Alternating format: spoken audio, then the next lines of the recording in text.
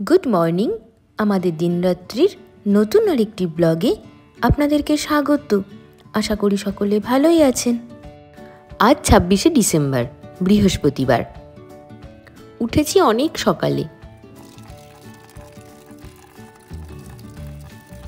এখানে জলটা ভর্তি হতে দিয়ে দিলাম, আর ততক্ষণে চলুন ওপরের ছাদ থেকে ঘুরে আসি। অনেক কয়েকদিন ওপরের ছাদে যাওয়া হয়নি, বাড়িতে ছিলাম না তো। এইখান থেকে চারপাশটা দেখতে আমার ভীষণ ভালো লাগে। দেখুন পাতাগুলো কেমন সব হলদেটে। এখন শীতকাল তো, তাই সবুজের রঙটা ডিপ থেকে কেমন হালকা হয়ে কেমন পাংশুটে বর্ণ হয়ে গেছে। আর ওই দূরে দেখুন সূর্য। ছাদে আমি ঘুম থেকে উঠেই আসিনি, নিচে কাজকর্ম ছিল সেগুলো সেরেই ওপরে এসেছি। আর এইখান থেকে আমার ওই ছোট্ট যে বাগানটি রয়েছে ছাদের এক কোণাতে, দেখতে ভীষণ ভালো লাগে। এই কোণাটা হচ্ছে পূর্ব দক্ষিণ কোণা। কত ফুল ফুটেছে, আমি বাড়িতে এসে এত ফুল দেখে না সত্যি খুশি হয়ে গেছি। আর এই সাদা গাছ দেখুন, এই একটি হয়েছে, আর হয়নি, আর সব হলুদ। কিন্তু বেশ ভালো লাগছে, কিন্তু এত ফুল ফুটেছে তো একসাথে দেখতে খুব সুন্দর লাগছে। তবে এই চন্দ্রমল্লিকাতে প্রচুর জল লাগে জানেন তো। সকাল বিকাল মগ ভরে ভরে জল দিই, তবুও হয় না। গাছগুলো কেমন যেন আবার শুকিয়ে শুকিয়ে যায় ওই সন্ধ্যের দিকটাতে। সব সময় গোড়া যেন ভিজে থাকে। আসলে ওই জল যে বেরিয়ে যায় তাও কিন্তু নয়, এত কুড়ি তো, আর ছোট গাছ, অনেক ফুলের ভার, সেই জন্যই মনে হয় এত জল লাগে। গাছে একটু জল দিয়ে নিই আর আপনাদের সাথে একটু গল্প করি। আমি ফিরেছি 22 তারিখ। 22 তারিখ ছিল রবিবার।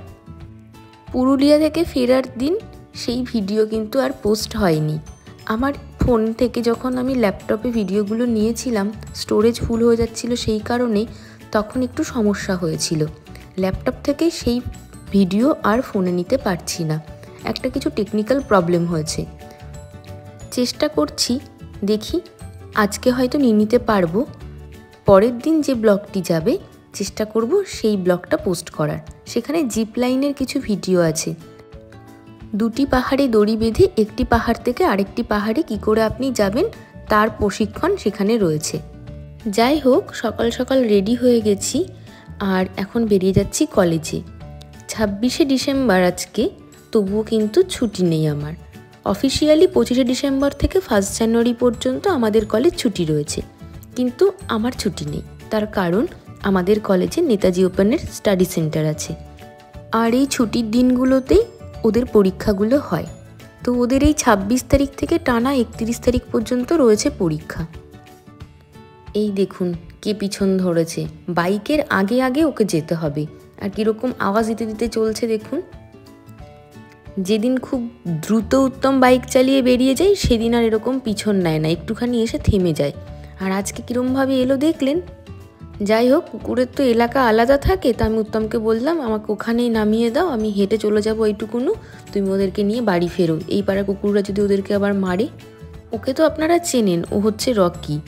যাই হোক, আমি পৌঁছে গেছি কিন্তু কৃষ্ণনগর, এটা ভাতকুল্লা স্টেশন নয়। এইখান থেকে আমাকে ট্রেন চেঞ্জ করতে হবে। কৃষ্ণনগর লোকালে করে আমি কৃষ্ণনগরে এলাম প্রথমে। 8:12 আমার ট্রেন ছিল ভাতকুল্লা থেকে। এবার কৃষ্ণনগরে নেমে দাঁড়িয়ে আছি। এখানে ট্রেন আছে 8:50। হাজারদুয়ারি আসবে ওই 2 নম্বর প্ল্যাটফর্মে। ওখান থেকে হাজারদুয়ারি ধরে পৌঁছে যাব কলেজ। 11টা থেকে এক্সাম গার্ড, তো আমি ওই 9:52 মানে 10টার মধ্যে পৌঁছে যাব কলেজ। আর ওই যে কৃষ্ণনগর লোকালটি দূরে চলে যাচ্ছে, আমাদেরকে নামিয়ে ও আবার ফিরে যাচ্ছে শিয়ালদা। যাই হোক, ট্রেনে চেপে গেছি বেশ কিছুক্ষণ হলো। এইখান থেকে আর 15 মিনিটের পথ, তারপরেই পৌঁছে যাব বেলডাঙা। আজকে আমি ট্রেনে জায়গা পাইনি। আসলে হাজারদুয়ারিতে এত ভিড় হয় যে ট্রেনে জায়গা পাওয়াটা খুব ডিফিকাল্ট। এই প্রায় 100 কিলোমিটার পথ আছে, কিন্তু আমাকে দাঁড়িয়েই আসতে হয়েছে। তো দাঁড়িয়েই যখন আছি সেই জন্য একটুখানি দরজার কাছে এসে দাঁড়ালাম। এখন তো সর্ষে ফুলের সময়, পুরো মাঠটা না হলুদ হয়ে রয়েছে, এত অপূর্ব লাগছিল। এটা তো পূর্ব দিক, পশ্চিম দিকের একটা রকম অনেকটা বিস্তৃত মাঠ আছে, যে মাঠটা পুরোটাই হলুদ। কিন্তু এত ভিড় ট্রেনে যে আমি তাদেরকে আর ক্যামেরাবন্দি করতে পারিনি, তাই এদিক থেকেই একটুখানি অংশ আপনাদের সাথে শেয়ার করছি। এই যে যাত্রাপথে মাঠের বিভিন্ন রকম চিত্র বিভিন্ন ঋতুতে বেশ ভালো লাগে। কিন্তু নেমে গেছি বেলডাঙা, আর এই হলো হাজারদুয়ারি। আমি ওই 1 নম্বরে নেমে চলে এসেছি 2 নম্বরে, হাজারদুয়ারির এই পেছনটা দিয়ে। আজকে ওভারব্রিজ পার হইনি, তার কারণ লেডিসটা পেছনে হাজারদুয়ারির। পরীক্ষার ডিউটি রয়েছে 11টা থেকে 4টে পর্যন্ত। যিনি এক্সাম কোঅর্ডিনেটর রয়েছেন ওনাকে আমি একটু রিকোয়েস্ট করেছি যে 4টেতেই আমার ট্রেন, যদি 5-6 মিনিট আগে আমাকে ছাড়ে তাহলে আমি ট্রেনটি পেয়ে যাব, না হলে পরের ট্রেনটি নিলে আমার বাড়ি ফিরতে রাত 8টা বাজবে। সকাল 8টায় বেরিয়ে রাত 8টায় ফেরা টু ডিফিকাল্ট। তো তিনি ভীষণই ভালো, বলেছেন দিদি কোনো অসুবিধা নেই, 5 মিনিট আগে তুমি বেরিয়ে যাবে। পৌঁছে গেছি কলেজ, স্টুডেন্টরা সব বাইরে অপেক্ষা করছে। আর এই দেখেছেন রক ক্লাইম্বিংয়ের সেই পোস্টারটা দেখে এখনও গায়ে কাটা দেয়। যখন প্রথম দেখেছিলাম তখন এত কিছু ভাবিইনি, কিন্তু কোর্সটি করে এসে এত কিছু যে রয়েছে পাহাড়ে ওঠানামা সম্পর্কে তা জানতে পেরে খুব ভালো লাগছে। কলেজে দেখলাম শীতের মরশুমে প্রচুর ফুল ফুটেছে। অনেক কয়েকদিন তো কলেজেও সেভাবে আসিনি, মাঝখানে শুধু একদিন এসেছিলাম, তো ফুলগুলোকে সেভাবে আর দেখা হয়নি, এত কাজের চাপ ছিল। এত ভালো লাগছে, আপনাদের সাথে একটু শেয়ার করে নিই। শীতের ফুলের নানান বাহার, বিভিন্ন রঙের। বোগেনভিলিয়ার রূপ দেখেছেন? আর আমার বাড়িতে বোগেনভিলিয়ার শুধু পাতাতেই ভর্তি, একটুও ফুল নেই। এত অপরূপ লাগছে দেখতে। বোগেনভিলিয়ার অনেকগুলো কালার কিন্তু এখানে আছে, ডিপ পিঙ্ক কালার, রানি কালার, একটা আবির কালার, আর এটা হচ্ছে ডিপ রানি কালার। কি সুন্দর লাগছে না? এই কালারটাই আমার বাড়ির, কিন্তু ফুল ফুটছে না। আপনাদের যদি কারোর জানা থাকে যে বোগেনভিলিয়া কী করে ফুল আনাতে হয় তাহলে আমাকে একটু শেয়ার করবেন। আর এই কালারটা তো দুর্দান্ত, ভীষণই ইউনিক এই রঙটা। যাই হোক, চলুন কলেজের ভেতরে যাই। আজকে 2টি হাফে পরীক্ষা ছিল, প্রথম হাফ শেষ দিয়ে এখন এসেছি খেতে। রুটি, ডিম ভাজা, কুমড়ো আলু ছোলা দিয়ে তরকারি, আর হচ্ছে এখানে পেঁয়াজকলি ভাজা। খাওয়া দাওয়ার পরে আর বসতে পারিনি, খাতাপত্র নিয়ে ছুটছি ঘরের দিকে। এই ঘরগুলোতে সব বসে গেছে ছাত্রছাত্রীরা, ওই দেখুন পরীক্ষা চলছে। আর যে ঘরটি শেষে দেখলেন ওই ঘরটিতেই আমার ডিউটি ছিল, 14 নম্বর ঘর। পরীক্ষা শেষ, বেরিয়ে পড়েছি। ট্রেনও চলে এসেছে যথাসময়ে। আসলে রেল লাইনের এই যে পথটি রয়েছে মুর্শিদাবাদ হয়ে নসিপুর ব্রিজ হয়ে নর্থ বেঙ্গল যাওয়ার, এই পথ দিয়ে মেল ট্রেন যাবে। বহুদিন ধরে প্রজেক্টটি চলছে, তো তারই কাজকর্ম চলছে, সেই জন্য ট্রেনগুলো বেশ লেট কদিন ধরে, কিন্তু আজকের ট্রেন রাইট টাইমই ছিল। যাই হোক, নেমে গেছি বাতকুল্লা। উত্তম নিতে এসেছে, তা দুজনে স্টেশন থেকে একটু কফি খেয়ে নিচ্ছি। মাথাটা এত ধরেছে।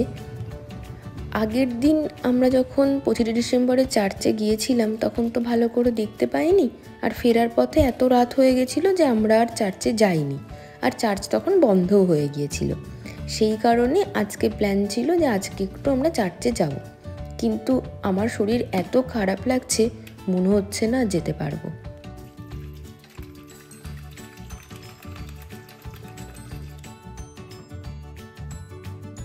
কলেজ থেকে ফিরে এত খিদে পেয়ে গেছে, একটুখানি হরলিক্স নিয়ে নিই, দাঁড়ান। আর গতকাল রিলায়েন্স ট্রেন্ডস থেকে যে জিনিসগুলো কিনেছিলাম বলেছিলাম আজকের ভিডিওতে আপনাদের সাথে শেয়ার করব, কিন্তু আমার শরীর না সত্যিই আজকে ভীষণ খারাপ লাগছে। প্রথমে ভেবেছিলাম আজ কোনো ভিডিওই বানাবো না, আর তার থেকেও বড় কথা মোটিভেশনটা যেন কোথায় হারিয়ে যাচ্ছে।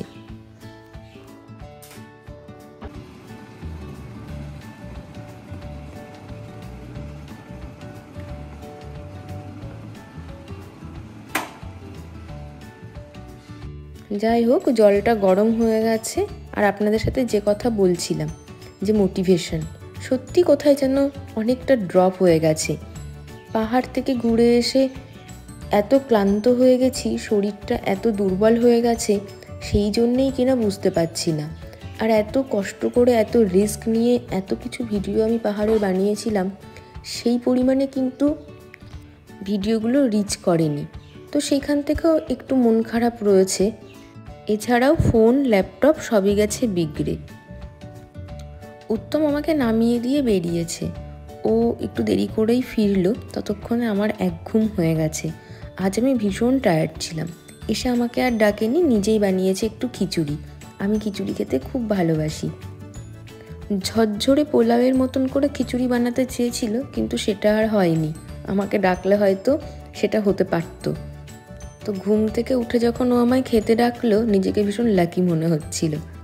আর আজ তো একাদশী। মামুনি, বাবু, আমার মা বাবা 4 জনেই কিন্তু এই একাদশী পালন করেন। সেই জন্য রান্নাবান্নাও বিশেষ কিছু নেই। যাই হোক, আজকের ব্লগটি যদি ভালো লেগে থাকে তাহলে প্লিজ প্লিজ প্লিজ একটা লাইক করে দেবেন।